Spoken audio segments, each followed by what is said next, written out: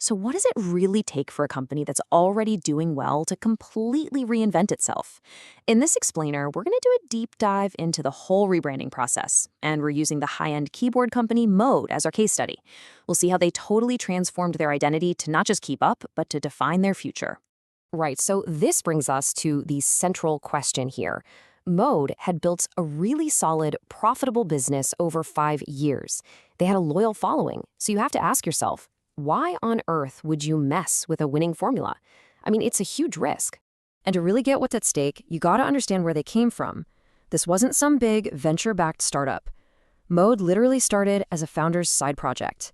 A single batch of 50 keyboards, all sold without any outside money. For 5 years, they just grew organically, pouring every single dollar of profit right back into making the products better. This wasn't just a business. It was a passion project that actually became a success story. Okay, so here's how we're going to break down their entire journey. We'll look at it in 5 key stages. We're going to start with the why, the case for change. Then we'll follow the exact professional playbook they used, discovery, defining the vision, developing the identity, and finally, delivering that new brand to the world. All right, let's dive into the core reason for all this.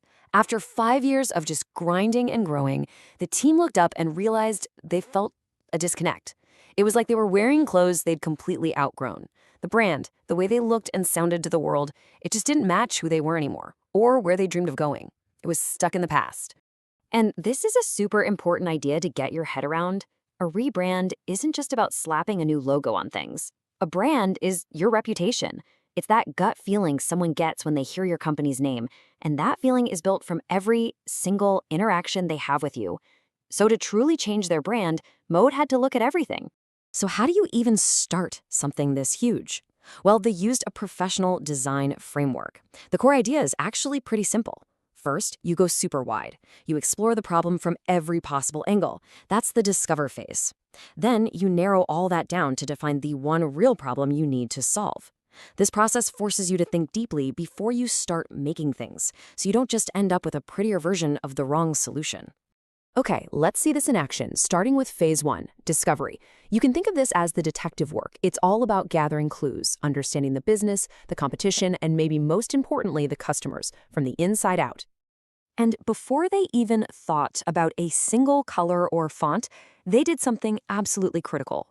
They got the whole team to agree on 4 core business goals. And look, these aren't fluffy, artsy objectives. They're concrete goals for the entire company. This is so key because it gives you a filter. From this point on, every single decision had to serve these goals, from finding a new voice all the way to growing revenue. Now, here's where the discovery process got really fascinating. Through their research, they found they had 2 completely different types of customers. On one side, you have Tim the enthusiast. This guy lives and breathes keyboards. He wants to know every spec, he loves the community, and he really enjoys the process of building the kit himself. But then, on the other side, you have Jay the upgrader. Jay's a busy professional. He just wants a beautiful, high-quality keyboard for his desk. He doesn't want a new hobby. He wants a simple, guided, elegant solution. So how in the world do you build a single brand that speaks to both of them? Then they took a hard look at the competition, and this is where the alarm bells really started ringing. When they mapped out the entire market, they had this eye-opening moment. On some fronts, they were just completely lost in the noise. They were just another voice in a super crowded room, without a clear, distinct position to call their own. This wasn't just a casual observation. It was a serious call to action. All of this digging, the personas, the market analysis, it all led them to phase 2 defining. This is that make or break step where you take all that messy, chaotic data and boil it down into a single, clear North Star that can guide every decision you make going forward. So after weeks of sifting through all this research, one big idea started to crystallize. An idea that connected the needs of both Tim and Jay. A simple 2-word concept that would become their guiding light. And that concept was warm tech. So what is warm tech? Well, think of it as the antidote to cold, sterile, impersonal technology. It's all about creating products that feel human, that bring a little moment of joy into your daily routine. And it's a deep commitment to craftsmanship, to making things that are so thoughtful and well-designed that they truly deserve to exist. And this is just incredible. The perfect validation for their new vision came directly from one of their own customers. This single quote just nails the whole essence of warm tech. The keyboard isn't just some plastic tool. It's a beautiful object that completes a space, just like a piece of designer furniture. This insight was basically the foundation for everything they built next. Okay, so armed with their warm tech philosophy, the team moved into the development phase. This is where the magic really starts to happen, where an abstract idea like warm tech has to be translated into a tangible reality. What does it actually look like? What does it sound like? They started exploring all this using a tool called stylescapes. Now, you can basically think of these as mood boards on steroids. Instead of just a bunch of random cool pictures, they are these highly curated collections of fonts, colors, photos, and textures that show a complete visual direction, what the brand could actually feel like out in the real world.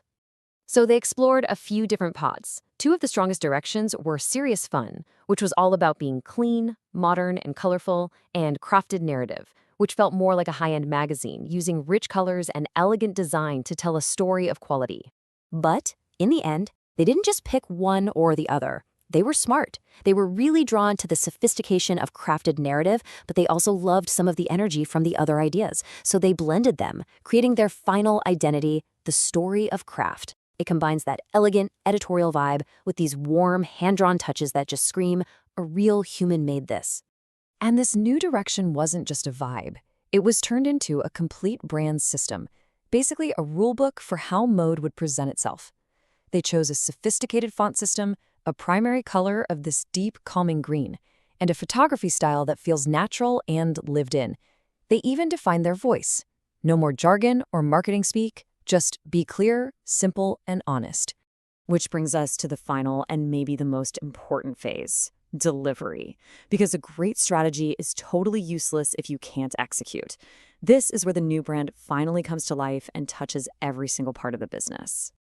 And I've got to say, I love this detail. They developed what they call an alter ego for the brand. It's this secondary visual style that's inspired by old-school lo-fi computer graphics. It's this fun, nerdy nod to the history of keyboards that adds so much personality and depth to their polished main identity. It just shows they don't take themselves too seriously. And this is where you see the strategy make a real-world impact. Warm tech wasn't just some document sitting on a server somewhere. It had tangible results. For products, it led to a more curated, focused lineup. In marketing, it meant being more transparent and telling the story behind what they make. And for their community, it meant focusing on in-person events, because they realized nothing beats letting someone actually feel the quality for themselves. And you have to remember, a rebrand isn't like flipping a switch. It's a process. Their new website, the one designed to serve both Jay and Tim, is in the works. New sustainable packaging is coming soon, and most importantly, all future products will be born from this warm tech philosophy, making sure the brand and the product are always perfectly in sync. So what's the big takeaway from all this? A rebrand is not a fresh coat of paint. It is a strategic reset of a company's DNA. Mode didn't just change how they look, they changed how they think, how they create, and how they connect with people. And that leaves us with a real question. It's not just about selling keyboards anymore. It's about how this new foundation will let them shape the very future of our workspaces.